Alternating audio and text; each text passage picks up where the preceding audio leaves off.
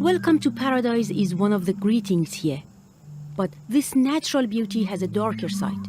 Papua New Guinea is in the heart of the malaria belt, which stretches right around the equator. Malaria has long been one of the biggest diseases here in Papua New Guinea. As you can see below, a lot of the land here is jungle, which makes traveling to get treatment very difficult.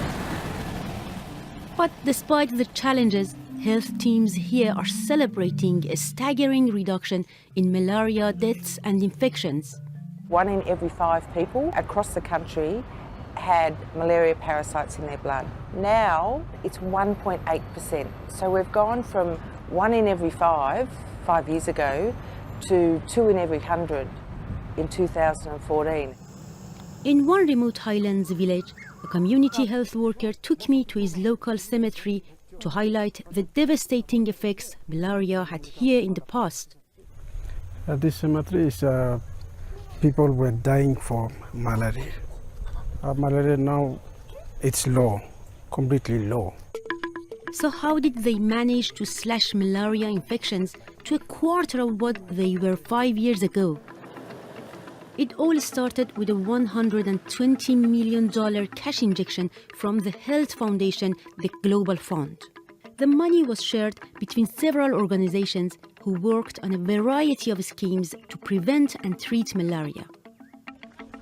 I went to another remote village to see one of these schemes in action, run by the company Oil Search. It involves local women delivering healthcare instead of doctors. Mary is one of the women who has been trained to use the latest diagnostic test kits and fast-acting drugs. I treat people with a 3-day course of medicine. If their blood test still indicates malaria, I refer them to a clinic. They've chosen women to do this because it's the woman's job to look after the family. Other initiatives include insecticide spraying and mosquito bed net distribution. In the last 5 years, we've distributed 5 million nets to households and another 700,000 nets to vulnerable groups. All the different groups involved are convinced the success of their fight against malaria is down to working together. If you have a really clear strategy and you have very good coordination across partners, by doing it that way, you get to maximise the resources. As the country heads towards eliminating malaria, they may be moving a little closer towards the paradise that people talk about here. Fariba Sahrai, BBC News, Papua New Guinea.